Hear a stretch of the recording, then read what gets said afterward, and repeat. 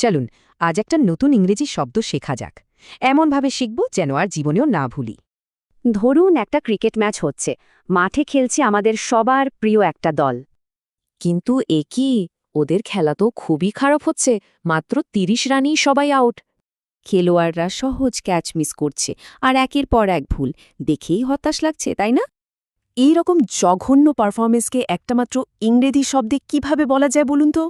সেই দারুণ শব্দটা হলো অ্যাবিসমল।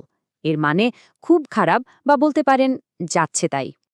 কিন্তু কথা হলো, এই শব্দটা সারা জীবন মনে রাখব কিভাবে? একটা দারুণ ট্রিক আছে কিন্তু। এর আসল রহস্যটা কিন্তু লুকিয়ে আছে আরেকটা শব্দে, আর সেটা হলো ABYS। দেখুন, অ্যাবিসমল মানে তো জানলাম খুব খারাপ, আর অ্যাবিস মানে হলো একটা গভীর অন্ধকার গর্ত। ব্যাপারটা এভাবে ভাবা যায়, কোনো কিছুর পারফরমেন্স অ্যাবিসমাল মানে সেটা একটা অ্যাবিসের মধ্যে পড়ে যাওয়ার মতোই খারাপ। আচ্ছা, চলুন এবার দেখি বাস্তব জীবনে এই অ্যাবিসমাল শব্দটা আমরা কোথায় কোথায় ব্যবহার করতে পারি। যেমন ধরুন, এই বাক্যে অ্যাবিসমাল দিয়ে কোম্পানির ভয়াবহ রকমের খারাপ লাভ বোঝানো হচ্ছে। মানে লাভ এতটাই কম ছিল যে সবাই রীতিমতো চিন্তায় পড়ে গেছে, অবস্থা বেশ গুরুতর। এই বাক্যটা দেখুন, এখানে একজনের খুব বাজে ব্যবহারের কারণে একটা বড় পার্টনারশিপই নষ্ট হয়ে গেল।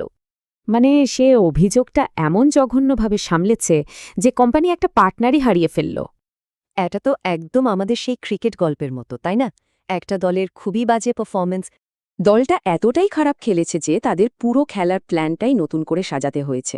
তাহলে শব্দটা মনে রাখার সহজ উপায়টা কি? এই ৩টা স্টেপস ফলো করলেই হবে।